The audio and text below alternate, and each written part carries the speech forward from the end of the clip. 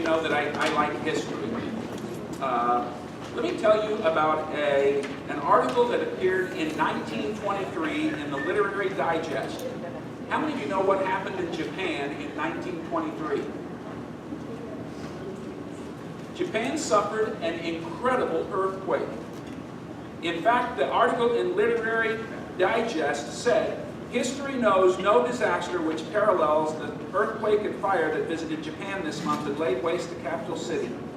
The New York Tribune called the earthquake undoubtedly the greatest disaster in recorded time. It wrecked a 45,000-mile area, 45,000 square miles. Other newspapers reported that virtually every building in Yokohama was destroyed, maybe 75% of Tokyo burned, and the entire city with its 5 million inhabitants were shattered by the earthquake. A joint survey made by, there we go. Yeah. Sorry.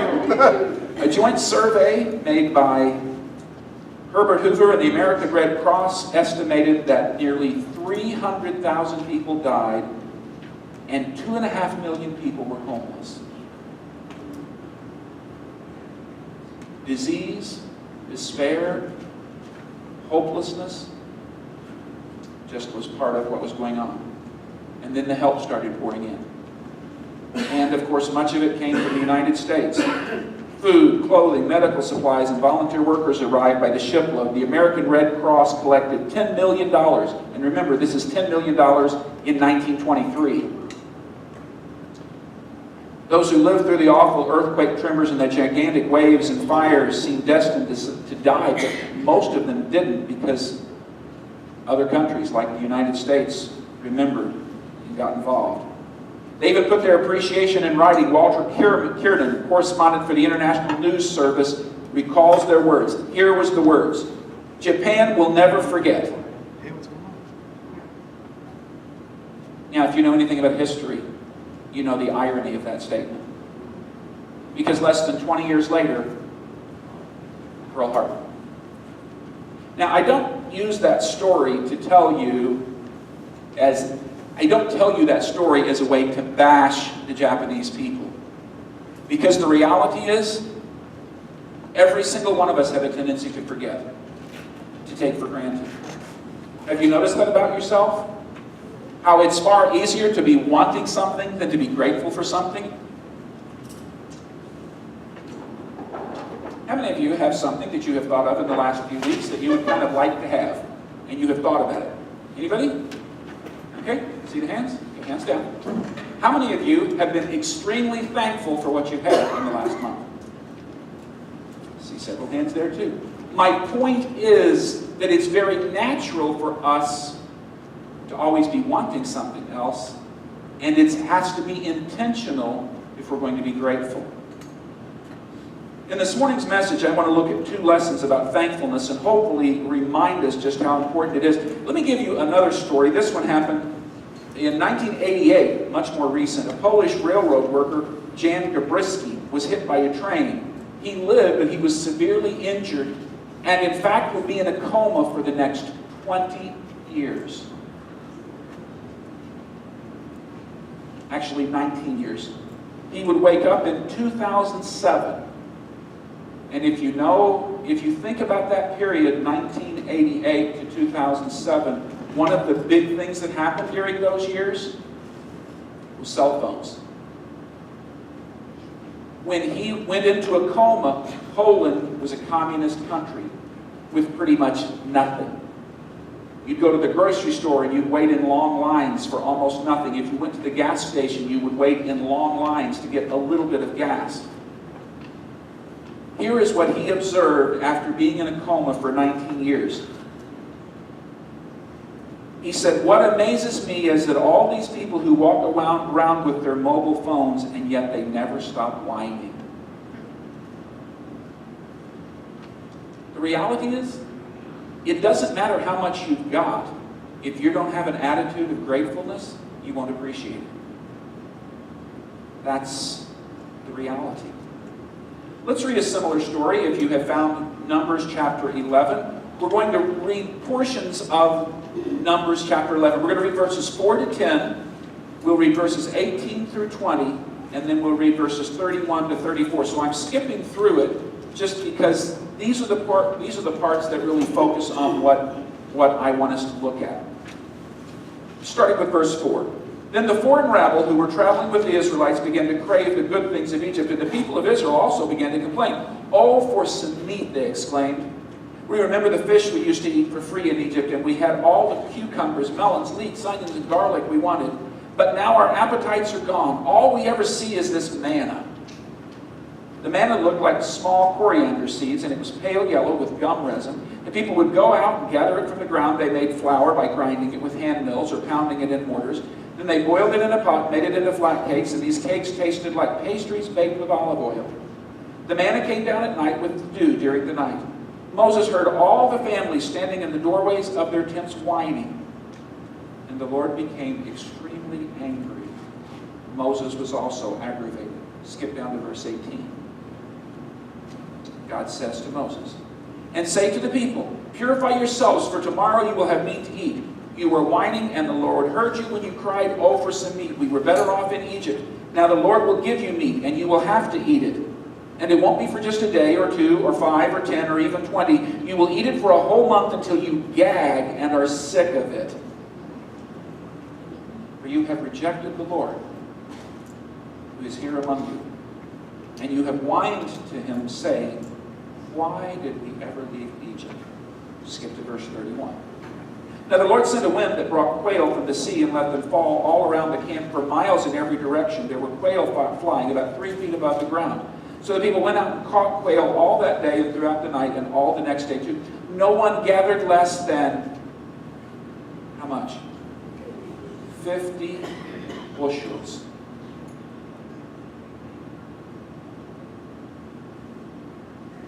They spread the quail all around the camp to dry. But while they were gorging themselves on the meat, while it was still in their mouths, the anger of the Lord blazed against the people, and he struck them with a severe plague. So that place was called Kirbath Hatava, which means graves of gluttony, because there they buried the people who had craved meat from Egypt. Before we get into our study, let's pray and ask God to help us see the truth of this passage. God, thank you for your great stories that you have for us in Scripture. I pray, God, that you would help us to understand the truth and the reality of needing to be grateful. God, that if we don't do it intentionally, we probably just won't do it. Thank you, God, for the challenge and for the privilege and for our blessings, which we are way too prone to take for granted. In your name we pray. We're going to talk about 2 important principles this morning, and let's look at the first one. This is the first statement in your notes. Let's talk about the challenge of being thankful. Now, the story begins with the word rabble, the foreign rabble who were traveling with the Israelites. And that sounds like a really negative comment, and it kind of is, but it kind of sets the stage. And here's the point. These were the people who had been a part of Egypt, and they didn't worship and know God, but when they saw the 10 plagues, when they saw all the amazing things that God did, they said, "We don't want to stay in Egypt anymore. We want to come with you." These would be baby Christians, baby believers. They don't have a background. And so they leave Egypt, the only land that they have ever known. And in fact, the Israelites had been there for, anybody remember how long? 400 years. It's all anybody remembered. It was all that they knew. Anybody here travel to a foreign country at some point? Did you miss the food from home?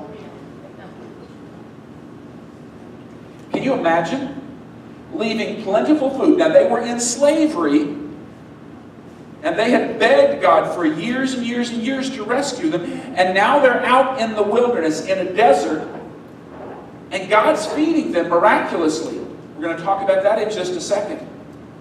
But He's providing for them in a place where there was no food.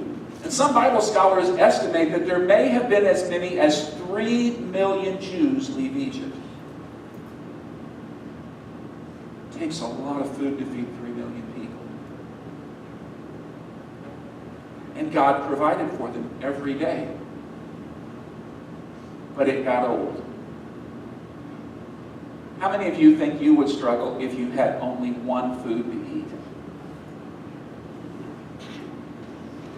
And my wife's an amazing cook. I'm not just saying that because she's here. She just is. I eat better than I've probably ever eaten in my life. She fixes new stuff. She's just good. But I don't know if she could do it if she could only use one item. She's nodding her head no. But here's the point. The manna was a miracle. If it hadn't been for God providing it, they would have all died. Every single one of them. The manna was, in fact, a miracle. And they started focusing not on the fact that God was providing them with miracle food, but on how much they missed all the good stuff they used to have. Now, let me ask you a question. Would you rather temporarily have your diet limited and end up in a better place? Or would you rather be slaves? Okay, let's just take a little poll. How many of you would rather stay slaves but eat well? Look at all those hands that aren't up. Not a single person. I can't imagine being a slave. Can you? So temporarily, having my diet limited, my goodness, I might lose some weight. That sounds like a good plan. It was a reasonable compromise, and it was a miracle. And it was temporary. But the people got a bad attitude. They focused on the good things about the bad time they had in Egypt. And the food was plentiful. They remembered look at verse 5, the fish we used to eat free in Egypt. They could just go down to the canals in Egypt and they could catch fish and cucumbers and melons and leeks and onions and garlics. All these fresh vegetables that were cheap. Never mind that they were working from daylight to dark. Never mind that they were lashed with whips. See, you can always focus on something that was good even in a bad time, which is good. But now they're in a new situation, and instead of focusing upon how blessed they are, they're focusing on the one thing that they don't still have. They should have been focused on what a miracle it was. As a matter of perspective, our attitude is really always what determines whether we are grateful. Did you know that every single one of us is rich in comparison with the world? We're all rich. Every single one of us. I remember when I traveled to India about, I guess it's been close to 17, 18 years ago. It was the first time I was there. And we got on the train in Delhi to go to one of the small towns. And I saw poverty like I have never seen before. Literally hundreds of thousands of people living in boxes.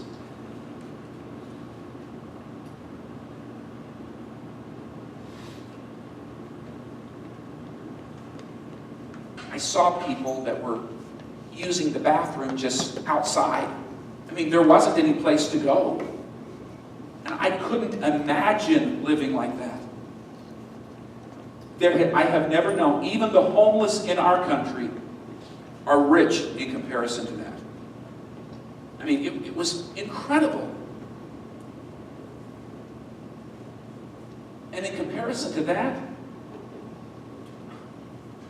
I mean, we are all millionaires. Not literally, but you understand what I mean. In comparison, we're filthy rich. Now, how many of you feel filthy rich? None of us. But my point is, it's all a matter of attitude. If you and I had lived in that situation, and we were where the poorest American is, you would feel like you were incredibly well off. It's perspective. Perspective is always what determines attitude. I came across a story this week, or a video this week, by a gentleman named Simon Sinek, and he was talking about the difference in perspective. He said if you watch sportscasts, they frequently will interview athletes before big games, and they will say, "Are you nervous?" And most of the professional athletes will say, "No, I wasn't so much nervous as I was excited." And he made this observation. What do you feel when you're nervous? You get butterflies in your stomach, right? Your palms sweat a little bit. Your heart beats a little faster. Okay? And that's what you get when you're nervous. What happens when you're excited?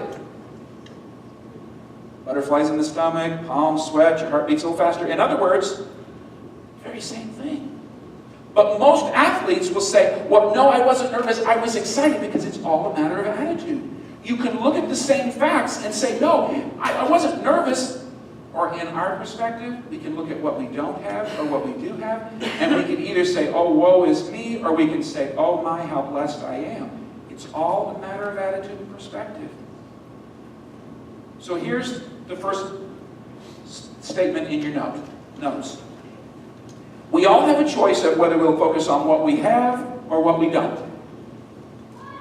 That's just the reality. You have the choice to determine what your focus will be. Will it be on how blessed you are, or will it be on what you're missing? This paragraph emphasizes many details about the manna. Does anybody remember, and I've told you this before, what does the word manna literally mean? I heard somebody say it, I think.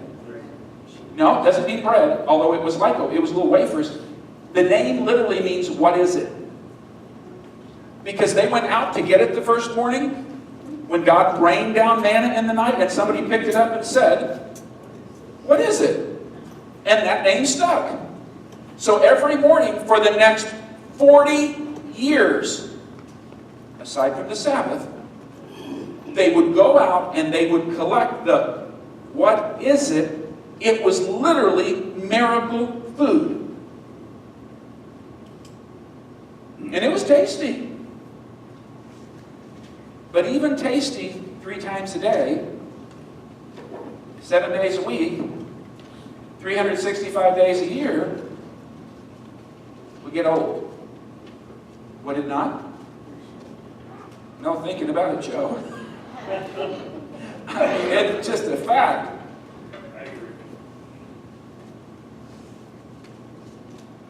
But think about it, they didn't pay for it. It just rained down every night. One pastor I read it, Johnny Creason, when he preached on this passage, he said, just think about it. They had filet of manna, manna burgers, manicotti, banana nut bread. They came up with all different ways to fix it. You know, have you ever seen one of those cookbooks that focus on a single item and all the different ways you can fix it? A few years ago, we got one of the kids a ramen noodles cookbook. It was like 300 ways to fix ramen noodles. Some of them didn't sound half bad. I mean, not that they sounded as good as what Kelly fixes, but they didn't sound half bad. The point is, you know, I think they did come up with all sorts of different ways. I mean, they get a little creative. We have a little bit of description. We're told the manna was like wafers made with honey. And while it certainly would have been more bland than the fresh vegetables and things that they had in Egypt, it kept them alive. And they could experiment with it and do different things. The people had allowed themselves, though, to think back to the one thing that was good about when they were in slavery. There's plenty of food. And to get a bad attitude about the one thing that they didn't have. I want to just give you God's description. Look on the screen, next statement in your notes. This is actually Psalm 78, 24, and 25. Here is how God described manna. He rained down manna for them to eat. He gave them bread from where? From heaven. They ate the food of angels. God gave them all they could hold. Doesn't that sound pretty tasty? But instead of being grateful for the food of angels, they demanded meat. And And while none of us would want to eat the same food every day, they forgot how God had delivered them from Egypt with 10 incredible plagues. They forgot about the fact that the manna appeared free every morning. The principal issue was not the meat they demanded, it was their attitudes. The Lord explained to Moses what the real issue is. He said, the people have rejected the Lord. That was the issue. Instead of being grateful, they were just grumpy. The result was that the meat God was going to provide would eventually be as repulsive to them as the manna was, even more so. They wouldn't eat it 1 day or 2 days or 5 days or 10 days or 20 days. They would have only meat to eat for an entire month. In the spring, let me explain probably how it happened, and we don't know for sure. But there is actually a migration. Let me kind of back up and give you, how many of you have ever seen the pictures of the salmon in Alaska that go up the river? You've seen those pictures? Amazing. I would love to go up and take pictures of that sometime, because that would just be, as a photographer, that would be incredible. It would be an incredible experience. It's a lot cheaper just to look at somebody else's, though. But it would be an incredible thing, because it happens every year. The salmon swim upstream to spawn and start the whole process over again. Well, this migration of these quails actually in this area happens every year as well. They fly across the Red Sea, and by the time they get across, they're worn out. And they come through this area where the Israelites were, but apparently the quail that came that year were incredibly numerous. And the people went out, and all you had to do to get quail was you just went out with like a net or something in your hand and you knocked them down. And it says the person who collected the least collected how much? 50 bushels.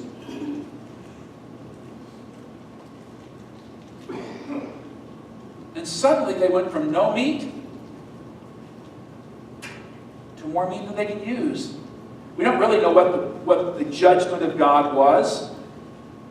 We don't really know exactly what it was that happened when God judged them.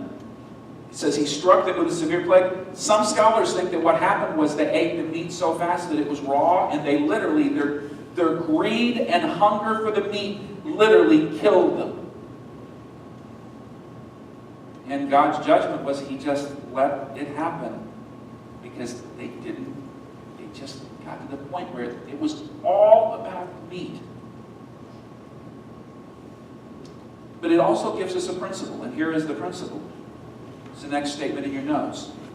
Getting what we want doesn't necessarily make us either happy or grateful.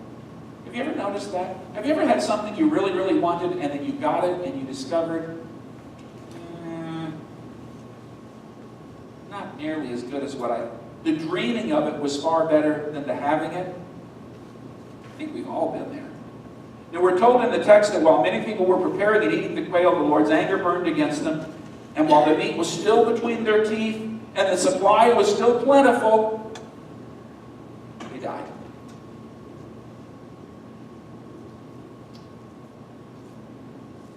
It's really important to remember that we need to be grateful. We're going to move to our second scripture in just a second. If you find your way to 2 Timothy 3, verse 2, Kim's going to put the passage on the screen where you can find it if you're using one of our Bibles. But as she's doing that, I want to tell you a story that illustrates how we all have a tendency to focus on what we don't have rather than on what we do have.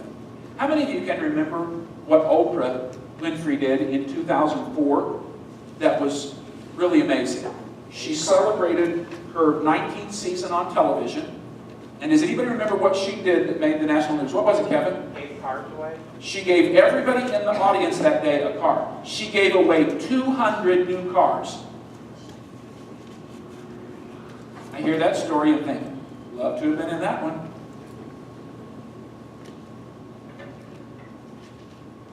There were 276 audience members that were selected because family or friends had written about their need for a new car. One couple had 400,000 miles on their old car. They were invited to participate. One mom wrote in that her son drove a car that looked like it had been in a gunfight. Oprah began that show, if you watched it, by calling up 11 people, having them on the stage, and she gave each of them a new Pontiac G6. Then she distributed gift boxes to everybody in the audience, and she told them that one of them contained the keys to a 12th new car. But when the audience opened the boxes, everybody got a car. Not only did she buy them the car, she paid the sales tax. And she paid the registration fees. Does anybody know what she didn't pay? The income tax. Everybody on their income tax that year had to report an additional $28,000 of earning. Guess what happened? Multiple people who got 3 cars grouched that she didn't, not only did she give them the car, not only did she pay the sales tax on the car, not only did she pay the initial registration for the car, but they grouched that she didn't pay their income tax too. And folks, really? And yet, aren't we all a little like that sometimes? Regardless of what we've been given, we find some little thing that's not quite right to... Yeah, I see smiles. You guys know exactly what I'm talking about because we've all been there. But this message is about we want to guard against that attitude, which brings us to the second part of the message this morning. Let's read 2 Timothy chapter 3, verses 2 through 5. Paul writes to his young protege Timothy, "For people will love only themselves and their money. They will be boastful and proud, scoffing at God, disobedient to their parents, and," what's that next word? "Ungrateful. They will consider nothing sacred. They will be unloving and unforgiving. They will slander others and have no self-control. They'll be cruel and hate what is good. They'll betray their friends, be reckless, be puffed up with pride, and love pleasure rather than God. They will act religious, but they will reject the power that could make them godly." Stay away from people like that. So, it's good to understand the challenge of being thankful, but the story doesn't end there. We also need to grapple with the importance of being thankful. Jot that down in your notes. The importance of being thankful. Now, what I find particularly interesting about this passage is how he's talking about how things are going to be in the last days. Now, to understand the last days, I want to be really clear the way the phrase "last days" is used in Scriptures. The last days is technically from Jesus' death and resurrection all the way until Jesus comes back. In other words, we are in the last days, and so has everybody been since our great, you understand the point, way back to over 2,000 years now, or right at 2,000 years.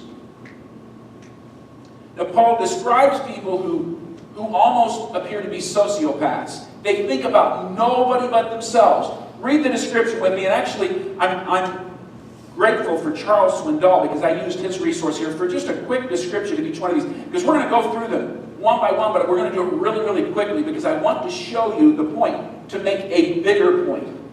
So, if you want to look in your Bible, start with verse 2. The key to understanding this entire list is the first one. He said, people will love only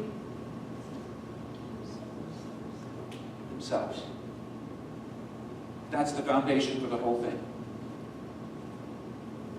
They weren't interested in anything or anyone else. All of us are prone to being selfish, but these people we're reading about here that have a deeper level of self-love, these are what we would call narcissists. They think about nobody but themselves. They're not interested in anybody if it's not themselves. It said they love only themselves and their money, so they're materialistic. They think only about what they want. It's kind of that philosophy that says, whoever dies with the most toys wins. My perspective is no. Whoever dies with the most toys leaves them all behind. That's the reality. It says they are boastful. The Greek word used here describes an ancient version of a con man. Somebody who cons you, and they're proud of it. In addition, they're also proud. In the secular Greek, the term could be either positive or negative, but when it's used in Scripture, It's the idea of an attitude of superiority that looks down on others as being less important. It says scoffing at God. Again, a Greek word that's used, it's translated in English as blasphemer. They badmouth God. In other words, they're mad at God because God doesn't give them everything they want. Have you ever known someone who got mad at God because He didn't answer their prayers the way He wanted, the way they wanted? I had a dear friend a number of years ago who walked away from the faith and has never come back because she got mad at God because God didn't answer her prayer the way she thought. Now we're going to skip there to the end of the verse because I'm going to come back to disobedient to parents and ungrateful. We'll come back to that later.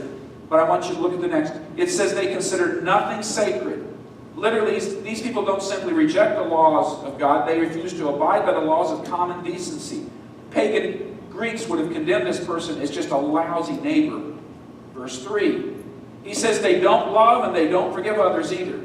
However, look at the next word. They also slander others. This person leaves a wake of destruction behind them with their words. The Greek word used here is diabolos, literally the devil. Next, they have no self-control. They're cruel. Next, they hate what is good.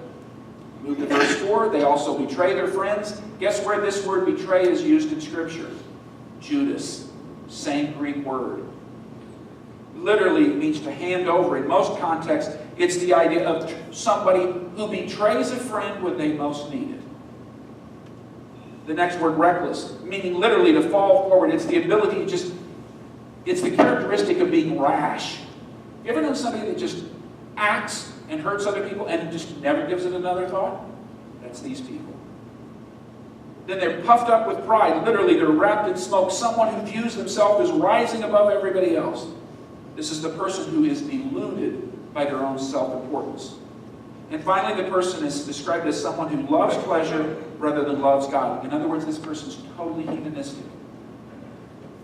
Now, did you hear any description in that series that you would say, oh, I would like to be like that? Not a bit. But let's go back to those two words I left out and show you how they fit in with our theme this morning. Notice in verse 2, in the middle of the verse, we find the description, disobedient to parents. And why did I leave that out? Because that doesn't seem to have anything to do with being grateful, but actually it does. What's the fifth commandment? Remember? Honor your father and mother so that you may live long on the earth which the Lord your God gives you.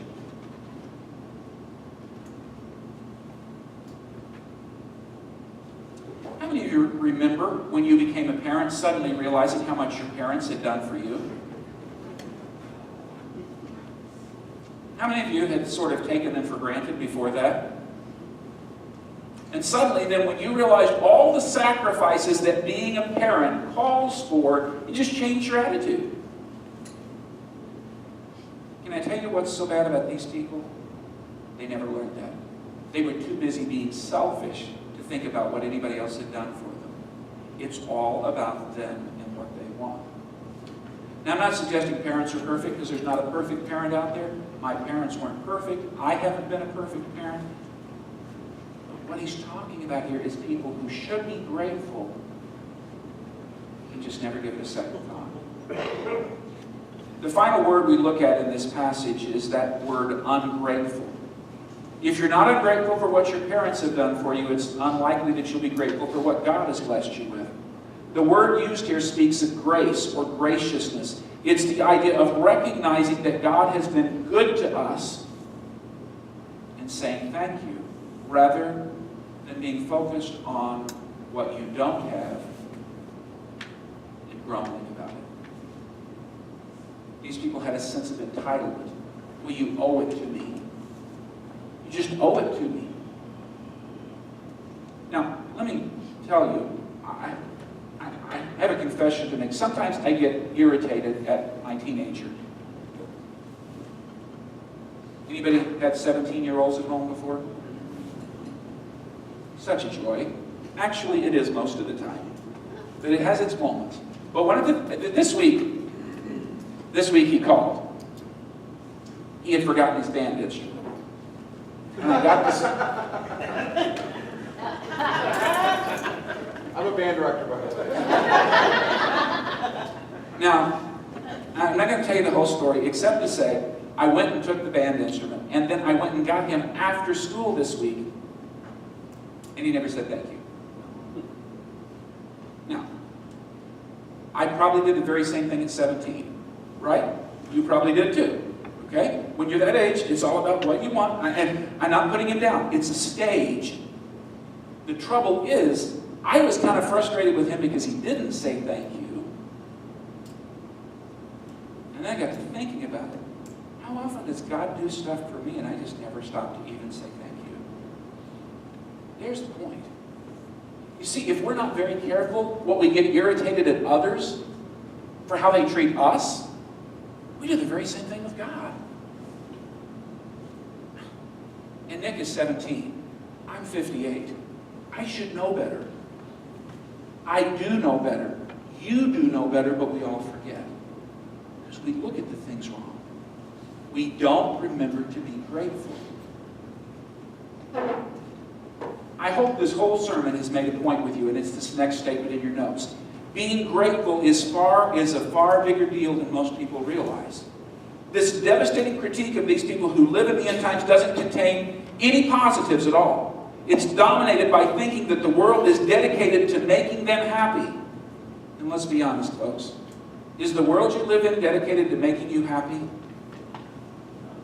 No. And people who think it is are miserable.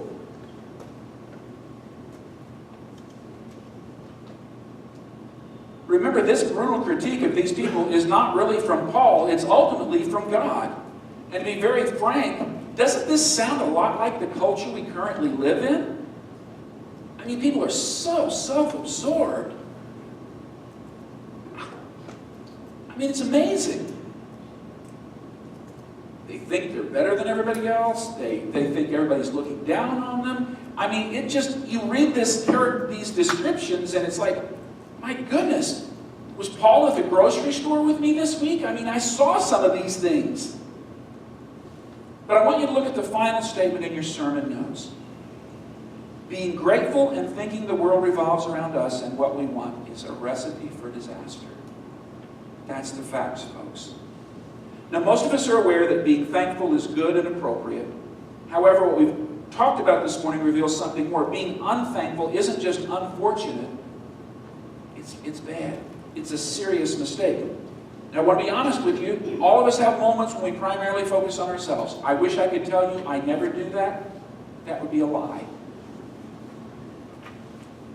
This flows back to Jesus' command to love the Lord your God with all your heart, your soul, your mind, your strength, and your neighbor as yourself.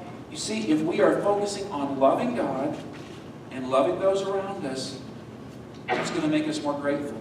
One of the things I appreciate about going to Cox, I almost always come away grateful for my blessings.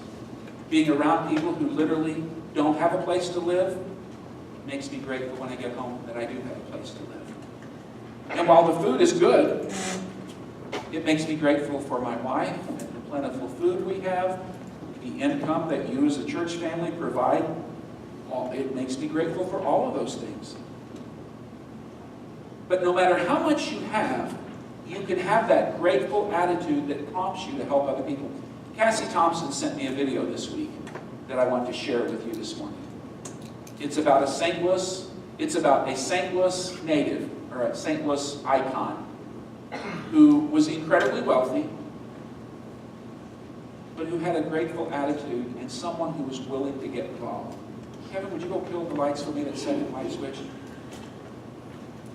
You're going to be touched by this. This is a phenomenal story. You will recognize a story about St. Louis hero Jack Buck. Kevin, would you go ahead? Have you ever done anything that you now realized was a big mistake? When I was a kid, I saw little boys in my neighborhood playing with fire and gasoline. What these little boys would do is they would sprinkle some gasoline on a sidewalk, they would strike a match, throw the match on top, and the gasoline would dance to life. And when you're 9 and you're a boy, this is fun. This is awesome. Mom and Dad are gone. The house is mine. I walk into the garage, light a piece of cardboard on fire, bend down next to a 5-gallon container of gasoline. Nobody's watching. Before the liquid comes out of it, what shows up first? The vapor, the fumes, the invisible stuff. In life, my friends, it's very seldom what we see coming that burns us. That day, those fumes raced out, grabbed that little flame, pulled it back into the container, created a massive explosion, picked me up, and launched me 20 feet against the far side of the garage. As a little boy, I got scared, I panicked, I ran on fire, through the flames, back into my mom and dad's house. A decision that changed my world. One moment, I'm a perfectly happy and healthy little fella, and then it changes. I found myself as a 9-year-old on my back with burns on 100% of my body. I am dying. I'm laying there. I'm scared and afraid and mad and sad and looking up at the ceiling, and all I can think as a child is, oh my gosh, my dad is gonna kill me when he finds out. He walks over to me, points down, John, look at me when I'm talking to you. So I look up at my mean dad, and he says, I have never been so proud. And then my dad said, I love you. I love you, I love you. Hearing all of this, I'm 9, I crossed my arms, shut my eyes, and thought, oh my gosh, nobody told my dad what happened. I had months to reflect and to listen and to pause. I hear my door open up, somebody walks in, I hear footsteps, and then this voice speaks light into the darkness. And the voice says loud and clear, kid, wake up. Wake up. Jack Buck was my childhood hero. I listened to him all 9 years of my life. Loved him. When he walked away, he moved his way down 3 doorways, leaned his head against the glass door, and just started weeping. One of the nurses walks over to him, kneels down in front of him, looks up and says, Mr. Buck, are you okay? And the announcer looks down and says, I'm not sure. The little boy won't make it willing. The expert looks up and says, Mr. Buck, there is absolutely not a chance. It's just his time. What Jack Buck does, it's a great example. He takes it home. He cries, he prays, he reflects, and he journals on one question. What more can I do? The following day, a little boy named John O'Leary is hanging out in darkness. I'm stretched out in this bed, tied down, can't move. I hear footsteps, a chair, a cough, and then a voice. Kid, wake up. I'm back. You are going to live. You are going to survive. Keep fighting. He gets up, walks out, leaves me tied down still. Is in 8-second increments the man changed my world. What I learned years later, and this is cool news for all of us in this room, it also changed his life. It always changes the life of the giver. He encouraged a little boy to fight on, which allowed me to endure 5 months in the hospital, which allowed this little boy, miraculously, to come home. And then a month later, he sends me this baseball. Ozzie Smith was a shortstop for the Cardinals. He became a Hall of Famer. He was one of my boyhood idols. Below that ball was a note from Jack. And the note read, kid, if you want a second baseball, all you have to do is send a thank you letter to the guy who signed the first one. Just one problem, Jack. What's the problem? Dude, you can't write. So why would he make me do something, my friends, that he knew ahead of time and I can't do?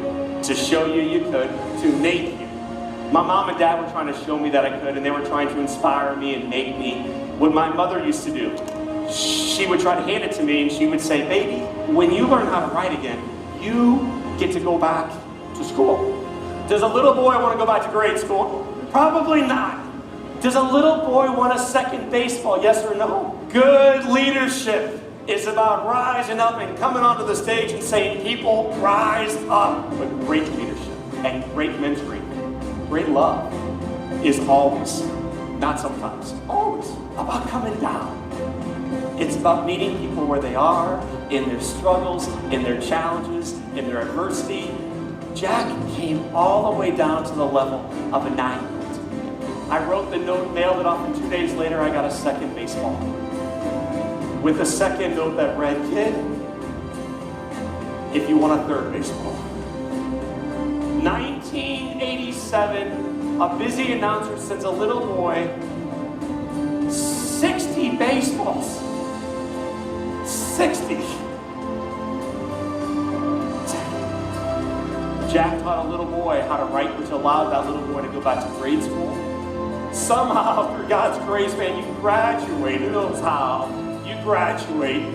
Graduation night, who shows up right on time, is this leader that I have looked up to my entire life. My mentor, my hero, my buddy, Jack Buck. He shows up with a package and a note. I open up the letter, then I open up the box. Kid, this means a lot to me. I hope it means a lot to you too. This is the baseball that I received when I went into the Hall of Fame. There's only one like it in the entire world. It's yours. My mentor gave me this priceless gift that changed me from the inside out, because finally I can start believing in my dreams and the ability to build something even bigger than myself. With hands that you may think look broken, but they're not broken. They're just different. And different's not bad, I think different's good. We are part of something in this room, I think, that is global changing. It's not just about one, it's about many, it's about the world, and you are part of it. If you can leave with one takeaway, one, to change your business, to elevate your relationships, to inspire you in the community, what's one more thing you can do to live each day in pure joy?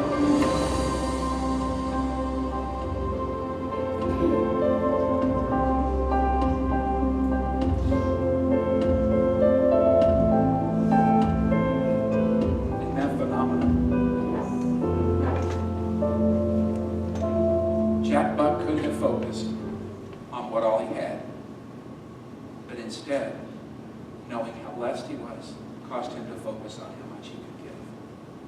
That's what God calls us to do. This week we're going to be celebrating Thanksgiving.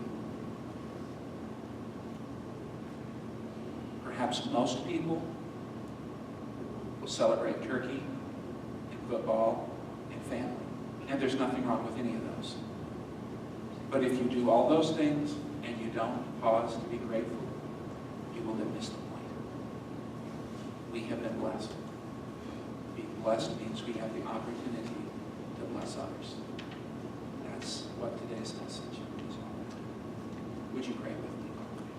God, thank you for how much you have blessed us. We are grateful, God. You have been so incredibly good to us. God, help us not only to say thank you to you, but help us to show gratitude to you by helping others. In your name I pray these things.